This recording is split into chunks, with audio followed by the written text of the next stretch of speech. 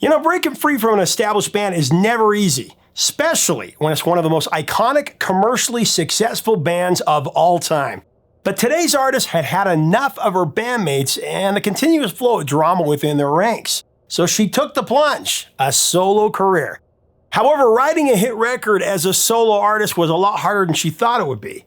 And when her producer told her she didn't have a hit single, her career, it was almost over before it started. So in a last-minute Plan B maneuver, they brought in a ringer, an iconic musician along with his backing band to save the day. Using one of their rejected tracks, they slapped her voice over the top of it and turned it into a great rock duet. But would this last-ditch effort work? Or would the solo songstress crash and burn with this throwaway track? We have a great interview, and the story's coming up next on Professor of Rock. Hey music junkies, Professor of Rock, always here to celebrate the greatest artists and the greatest songs of all time. You know, if you remember flipping through the TV guide to find out what was going to be on the boob tube back in the day, before you had the internet, you're going to dig this channel of deep musical nostalgia. Make sure to subscribe below right now. Click the big red button. We have some great interviews coming up you're not going to want to miss. You'll want to know when they drop. You can also check us out on Patreon for even more content that helps us keep it a daily channel. We got a great episode today, including an interview with a legendary guitarist and producer on one of the best rock duets ever put to record. So it's time for another episode of our show, Dose, the greatest duets of the rock era. Man, it's been a long time. I think it's been like a year since we've done one of these episodes. It's overdue for sure. So we're going to hit it hard and dial it back to the summer of 1981 with the biggest Hot 100 hit for two iconic outfits. Legendary, really. Talking about Tom Petty and the Heartbreakers and Stevie Nicks. The track, Stop Dragging My Heart Around. Stop dragging my heart around. And as a bonus, we're giving you the story straight from the source, from the lips of heartbreaker Mike Campbell himself, whom I had the privilege of interviewing a little while back. Great interview where we went through his whole career. But let's get things started with Stevie Nicks. As the 70s came to a close, the intra-band drama in Fleetwood Mac reached new heights during the prolonged recording sessions of Tusk. We've covered a lot of this in detail before, so I won't go much into it. But let's just say that the band was ready to implode. During this time of high contention, rumors began to swirl that Stevie Nicks was ready to ditch the band to go solo. It made sense. Nicks' contributions to Fleetwood Mac had been extremely successful, penning some of the Mac's most iconic tracks from Rhiannon to their number one hit, their only number one hit, Dreams, and also Sarah, amongst others.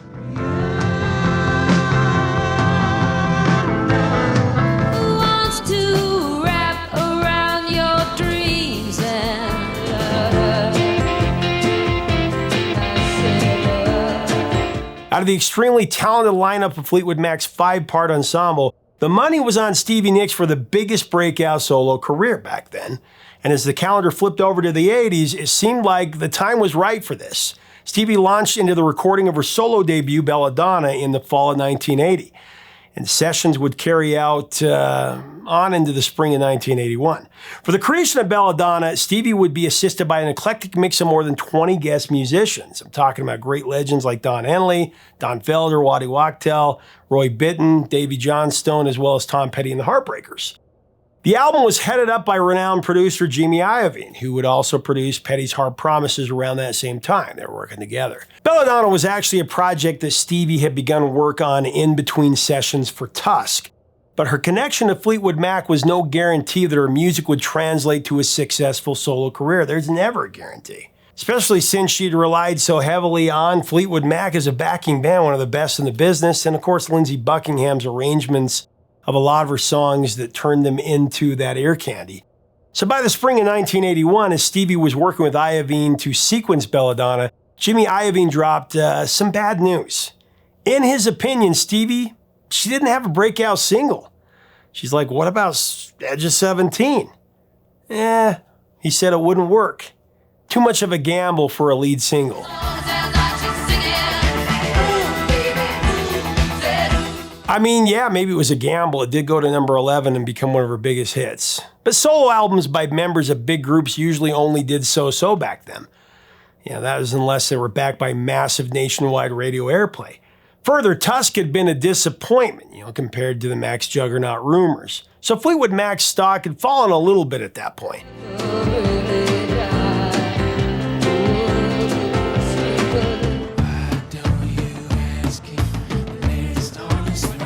Basically, Stevie needed to knock it out of the park with her solo debut single. She needed an instant radio smash. To get that surefire hit, Jimmy suggested Stevie collaborate with Tom Petty and the Heartbreakers. Now, initially, Stevie, she was resistant. She didn't want to remove one of her songs from the album to make room for somebody else's. But Jimmy Iovine pushed back, and helping his case was the fact that Nicks was a big fan of Tom Petty and the Heartbreakers. Actually, Nicks had first met Petty in the late 70s while he was recording Damn the Torpedoes, and had also appeared with them while they were touring. Funny enough, she even had her eyes set on becoming a heartbreaker herself. Kind of a famous thing, I think we'll go into it in the interview, but Tom Petty would say in 2007, and I quote, "Stevie Nicks was saying all the time, I'm going to leave Fleetwood Mac and join the Heartbreakers." Yeah, that's good, Stevie, but there aren't any girls in the Heartbreakers. That was his quote. So as Stevie thought about it, she realized including a duet with Tom Petty on Belladonna was actually a really good idea. So once the pair were on board, Tom sat down with his guitar in hand, Stevie's voice in his head, and he wrote a song in a day. He called the song Insider.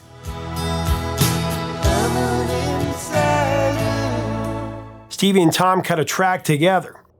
However, after recording their vocals and adding the iconic sound of the Heartbreakers, Tom Petty started getting a little depressed, about giving this song away. He considered it one of the best songs he'd written to that point, and he told Stevie he was just too attached to it. He wanted to keep it for 1981's Hard Promises. Well, Stevie Nicks was a good sport about it. She took it in stride and she said, just take something else and make it work instead.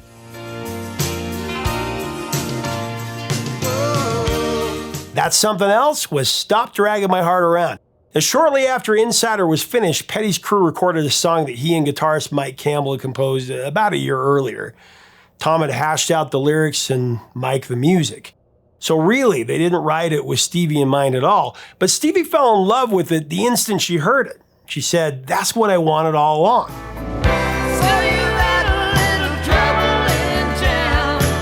So as Tom Petty remembered it, he said all they did was take the song and overdub Stevie onto it. Tom sang the chorus and the bridge with Stevie, and it took just a few hours to lay down the vocals.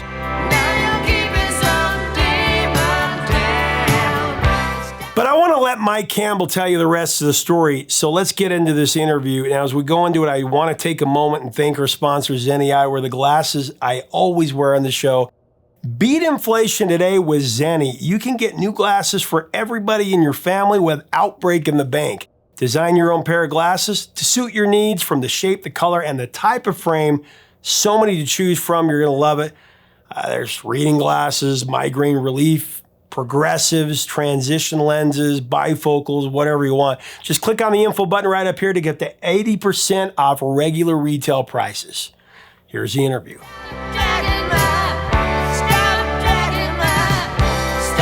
Well, Stop Dragging My Heart Around in 81, first single from Stevie Nicks' solo album, Belladonna. Took a little bit of time, as I understand it, for Tom and Stevie to come together. Yeah. He wrote the music and Tom wrote the words, and Heartbreakers recorded it first. And Jimmy Iovine, ever the entrepreneur, he was working with Stevie, asked Tom to kind of, she'd try it. I know that Insider was the first song that you recorded with her, right?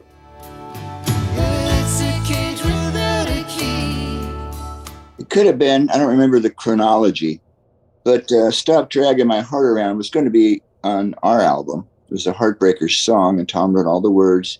And Jimmy and his genius came in, this would work as a duet, with male, female, back and forth. And he just happened to be working with Stevie at the same time, so we hooked up with her.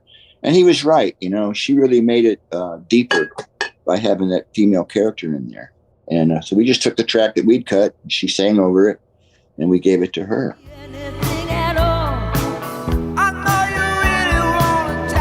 Well, there's just such a magic in the two voices coming together, especially in the phrasing, and the tone, just a fiery energy there. And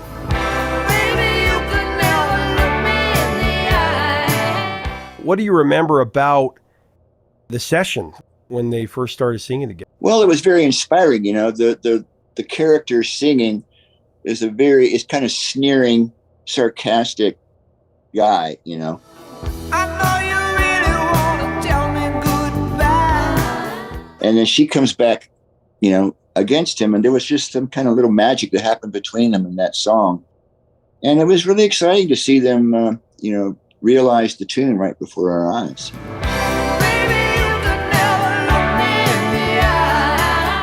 I've read a couple places where it said that Stevie really wanted to be in the Heartbreakers, and this is her chance. God bless her. Well, we would have had her, but we don't have any girls in the Heartbreakers. Yeah. Yeah. Well, other great thing about this is Donald Duck Don played bass on it, right? He did, yeah. That was a stroke of luck too. He happened to be in town, and he came in and put his magic on it.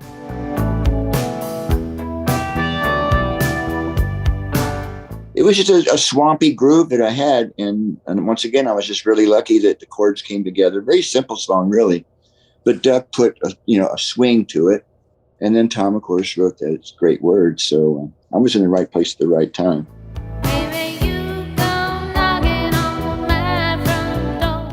Yeah. But melody is just kind of sinister. I just love it. Yeah, it's sneering. Yeah. Yeah. Yeah, yeah.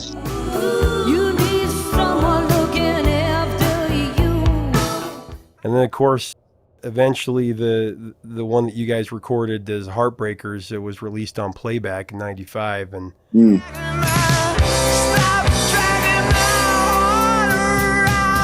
number 3 on the Hot 100 and number 2 on the rock charts, number 5 in Canada. And Weird Al covered it. Well, we won't go there, but I think it's one of the best rock and roll duets ever done. Really. It's just, there's some magic in it for sure. Yeah. Yeah, and Stevie and Jimmy Fallon's recreation of the music video.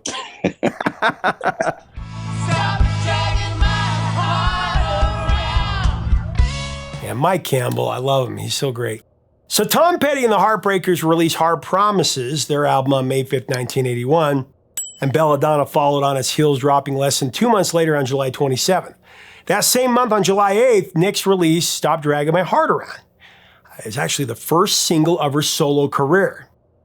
That's if you call a duet a single. But fueled by the two distinctive voices of Stevie Nicks and Tom Petty, it was no surprise when the track soared into the top 10 on the Billboard Hot 100, actually reached number 3, stayed there for 6 consecutive weeks. And believe it or not, this was actually both Stevie Nicks' biggest solo hit and Tom Petty's biggest hit as well, with or without the Heartbreakers. Though both he and the Heartbreakers have plenty of mainstream rock chart toppers, number ones.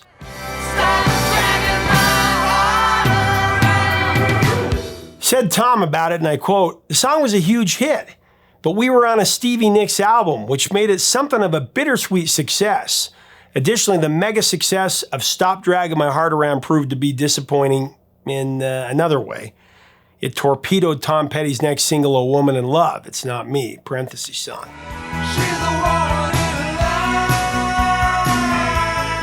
Radio programmers, they weren't very keen to have 2 Tom Petty songs playing on the airwaves at the very same time, especially when one was getting a massive amount of airplay, especially on pop radio. Ultimately, A Woman in Love, It's Not Me, that stalled at number 79 on the Billboard Hot 100. Though the waiting release before Stop Dragging My Heart Around did go to number 19, so there's that.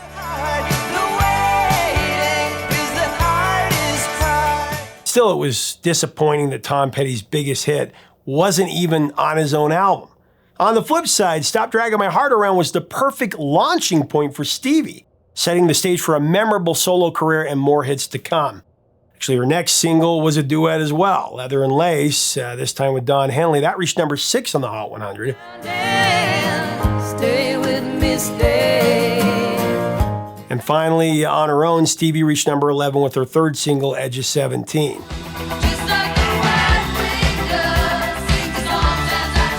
Nicks had lived up to the solo career expectations and then some, as Belladonna became a number 1 multi-platinum release. An achievement that likely wouldn't have happened if she had ignored Jimmy Iovine's advice and refused to record that duet with Tom Petty. Stop Dragging My Heart Around has been covered by a number of artists, including Rob Thomas, Keith Urban, and Carrie Underwood.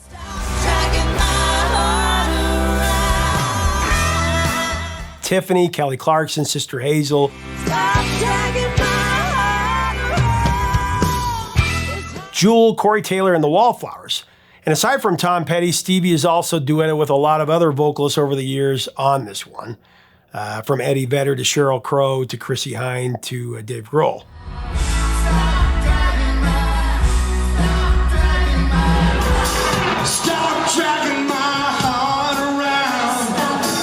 Another pop culture moments, Jimmy Fallon and Stevie Nicks performed the song in a humorous recreation of the 1981 music video on The Tonight Show in 2014.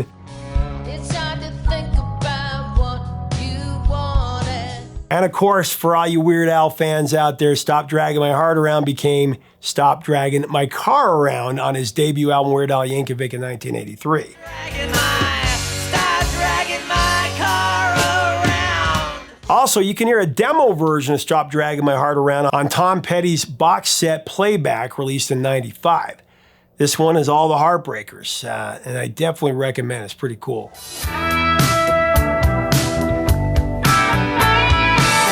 So Stop Dragging My Heart Around wasn't the last time that Tom and Stevie collaborated on a track. The pair also sang together on I Will Run to You from Nick's 1983 album The Wild Heart, and they also covered Needles and Pins. That one was released on Tom's 1985 album Pack Up the Plantation Live.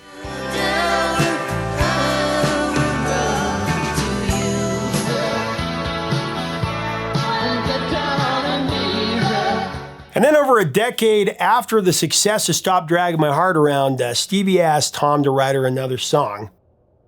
She was pretty down and out, wrestling with rehab.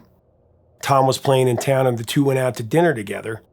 When Stevie asked Tom to help her write a song to help her out of her funk, he flat out said, "No, I'm not going to help you write a song because you are, in my opinion, Stevie, one of the premier songwriters of our time. You just need to go back to your house and sit in front of your piano and just start writing." End of quote. Something about that conversation really struck Stevie and gave her the motivation to keep going. Said Nicks about it, "If Tom Petty thinks I can do it, then I guess I can." Then a few years before Tom passed away in 2017, Stevie once again went on tour with Tom Petty and the Heartbreakers, singing backup and playing tambourine. And guess what? During that tour, Tom gave Stevie what she'd always wanted, Heartbreaker status. It came in the form of a sterling silver diamond-studded sheriff's badge, which read, Honorary Heartbreaker.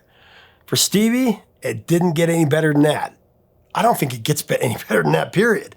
Incidentally, Mike Campbell would also spend time on Stevie's end of the spectrum, joining up with Fleetwood Mac in 2018, along with Neil Finn to replace lead guitarist Lindsey Buckingham for their 2018 to 2019 World Tour.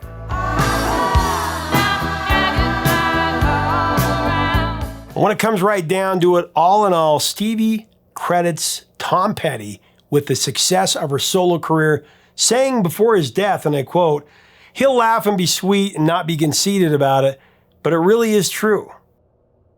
And it really is. Stop Dragging My Heart Around made it possible for Stevie Nicks to have a career outside of Fleetwood Mac. I mean, it kicked everything up in a big way. It's just the kind of guy that Tom Petty was. Man, we all miss him.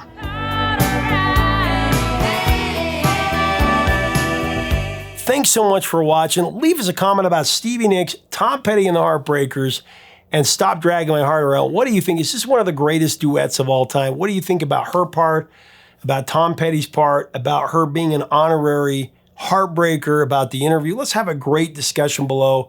Do you miss Tom Petty as much as I do? Man, miss his music. If you like our content, we invite you to subscribe below. We would love to have you as part of our community. Until next time, 3 chords and the truth, my friends.